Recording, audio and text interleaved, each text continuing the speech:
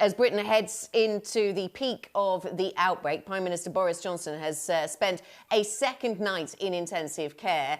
We understand that his condition is stable. He is receiving oxygen, although he hasn't been diagnosed with pneumonia. He's receiving the very best care from the excellent medical team at St Thomas's Hospital. He remains stable overnight. He's receiving standard oxygen treatment and breathing without any assistance. He's not required any mechanical ventilation or non-invasive respiratory support.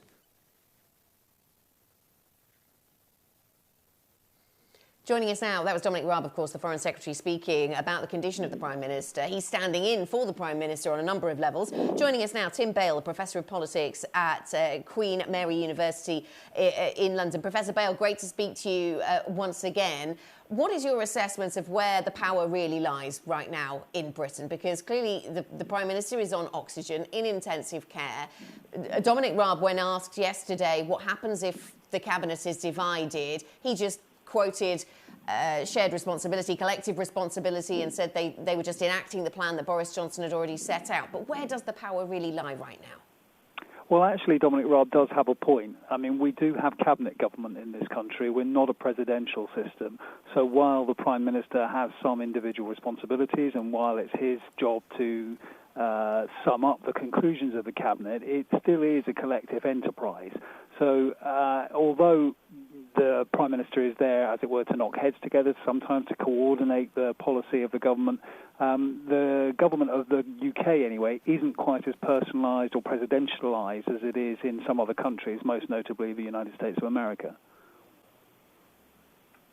So, is there any precedent for this? I mean, have you ever had a Prime Minister who's been incapacitated for longer periods of time?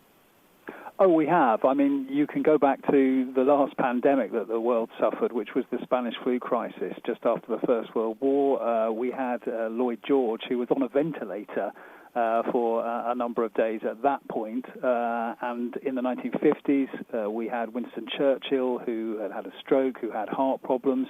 The very big difference being that those health crises were covered up and no one knew about them until afterwards. But at that point, again, what happened was that the Cabinet fulfilled its roles.